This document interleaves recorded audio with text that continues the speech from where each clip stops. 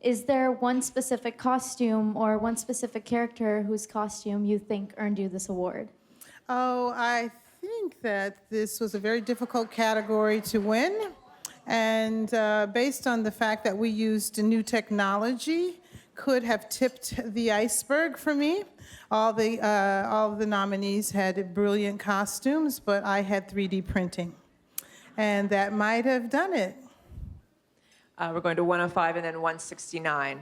Ruth Carter, congratulations. Stephanie Frederick with TV1. Thank you. Please talk a bit about what this night means for you, making history.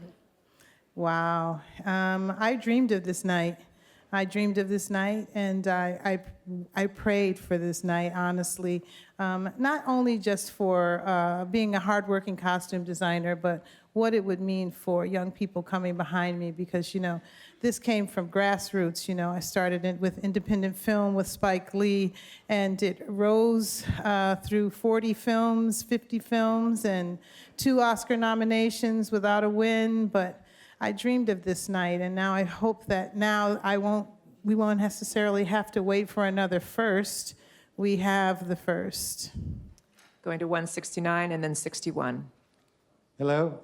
Where are Ruth, you? Yeah. To your left. Yeah, Oh, hi. hello, Ruth. Congratulations. It's Thank Christian you. from Austrian Television. As you Yes. mentioned, 3D. Yes. There was a little bit of your costume design also from the Austrian designer Julia Körner, who Yes. printed The 3D crown, yes. How did you come to her, and how was it to work with her? Well, Julia Körner is a brilliant and very smart architect professor at UCLA who took the ishikolo, the South African married woman's hat, and she designed the algorithms in the computer and sent it to Belgium, where we had it 3D printed.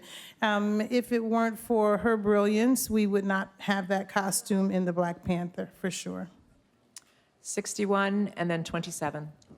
How's it going? I'm Jay Connor from The Root. Hi. And my question is the first Black person to win this award. Yeah. What do you feel this award means for other Black creatives?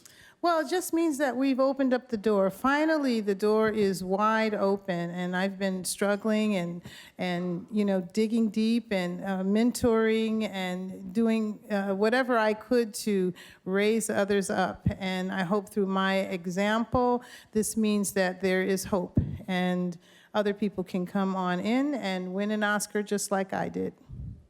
We'll go to 27 and then 23. So congratulations on Mark Williams over here Hi. on your right, howdy.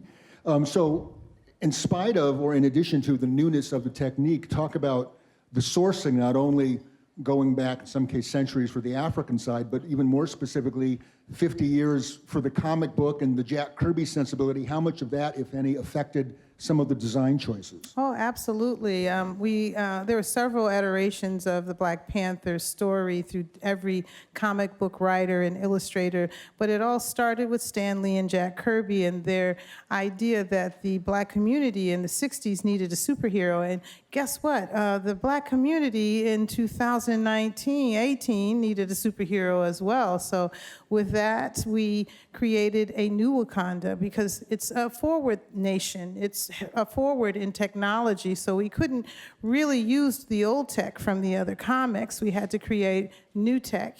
And with that, the ideas were open to us to be creative. We're going to 23, and then I do have to end it. I'll end it with 124 down front. Hi, Ruth. Tanya Hart, American Urban Radio Networks. I told you you were going to win out on the red carpet. How are you? Congratulations. Cheers. Cheers to you. Okay, in this business, we all know it's all about the detail. And what you do, in any costume designer, there are just so many little details. So what is it in this movie that stands out to you that really had you crazy over the details? Oh, well, I love the neck rings from the Ndebele tribe. I love the use of leather skins from the Himba women. I love the symbolism of the beadwork on the Dora Milaje. I love how the Dora Milaje costume honors the female form and doesn't exploit it. And so there were several things that really brought so much pride and responsibility to the crafting of these costumes, to show that you can also be beautiful and be a warrior and not be exploited. And we'll end with 124. Hi, right here. Oh, hey. Hi, Lapakazo Sandoval, New York Amsterdam News. Hi. Hey, I was interviewing Robbie Reed, Yes. and she helped me form a question. Okay. So it's Ruth E, freshman year. Yes. Did you see yourself standing here, and what would you tell yourself, your young self now?